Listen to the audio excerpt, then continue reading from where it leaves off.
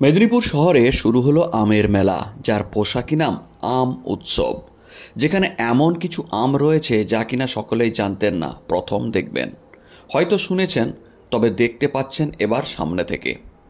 যেখানে 200 গ্রাম ওজনের একটি আমের দাম রয়েছে 5,000 টাকা। একটি ছোট্ট আম, তারও দাম 5,000 টাকা। কোথাও রয়েছে ছোট একই সাইজের একটি আম, যার দাম 500 থেকে 2,000 কিংবা 3,000 টাকা। রয়েছে বাজারে সবসময় পাওয়া যাওয়া এমন কম দামের ভালো আমও। জেলার উদ্যান পালন বিভাগের পক্ষ থেকে এই আম উৎসবের আয়োজন করা হয়েছে শহরের প্রদ্যোৎ স্মৃতিসদন চত্বরে। সারি সারি সাজানো রয়েছে আম্রপালি, মল্লিকা, মিয়াজাকির মতো দামি আমের অনেক সারি।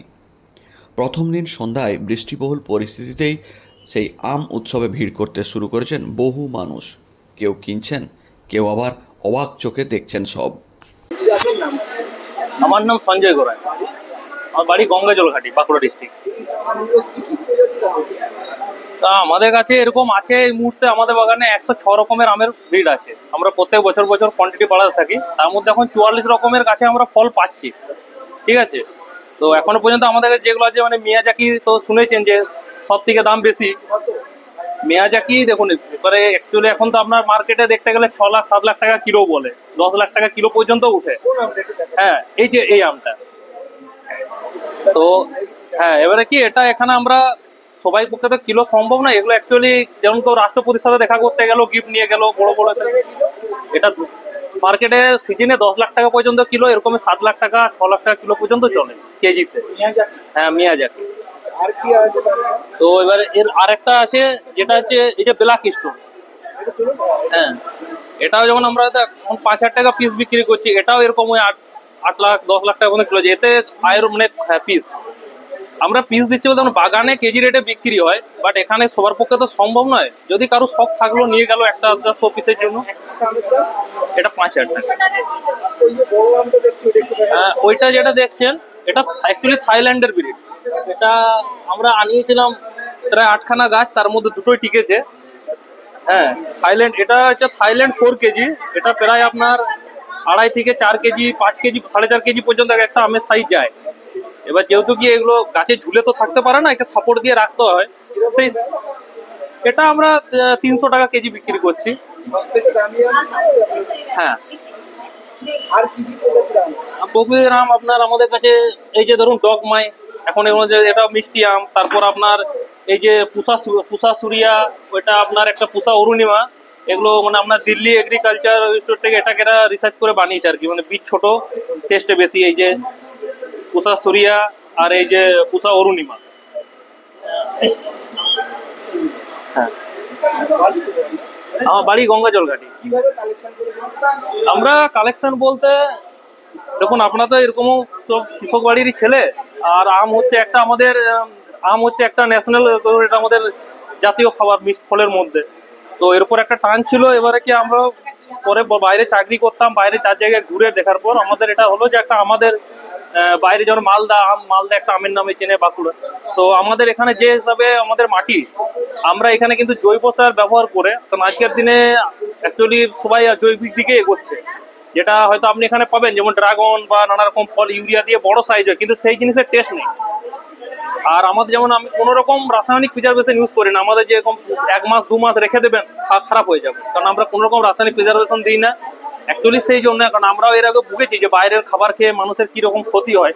সেটা দেখে আমরা পুরোপুরি, আপনি আমার বাগানে গেলেও ওখানে দেখতে পাবেন যে আমরা পুরোপুরি, যেমন আকন্দ গাছ, ধুতরা গাছ দিয়ে আমরা পেস্ট বানানো, নিম গাছ দিয়ে খোল বানানো, সব আমরা নিজেরাই করি।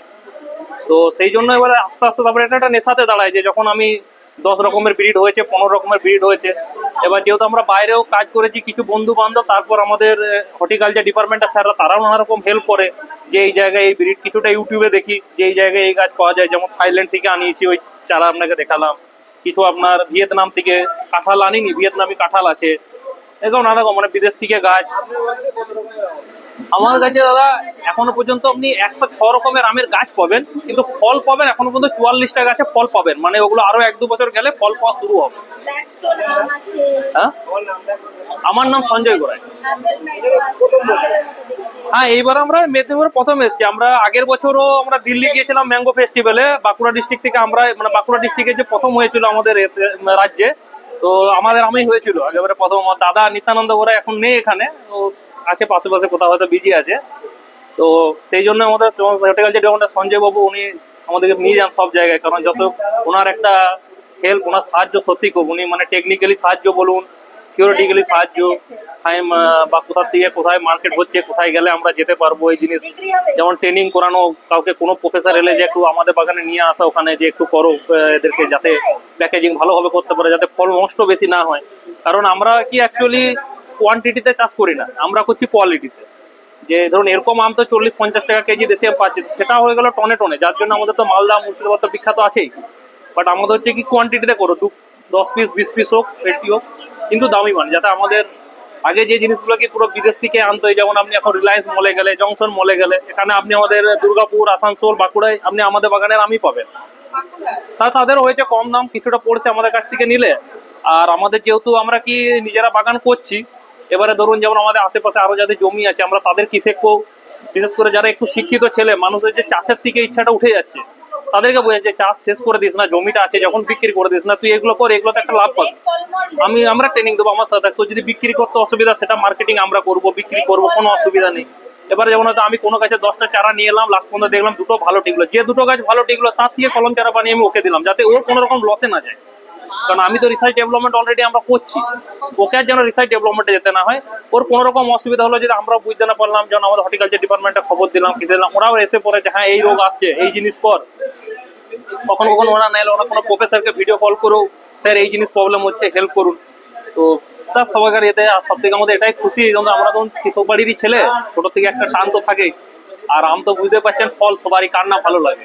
তো আমরা খুশি যে এত রকম আমাদের মানে ভারতবর্ষেও কারো বাগানে 106 রকমের গাছ এখনো নেই। আমাদের এই বছর বলতে আপনার এই কিছুটা এখন আপনার এই কারণে প্লেন বন্ধ হওয়ার কারণ হচ্ছে, নাহলে আরো 13-16 রকমের গাছ আরো আসছে, যেটা আমরা চুজ করেছি।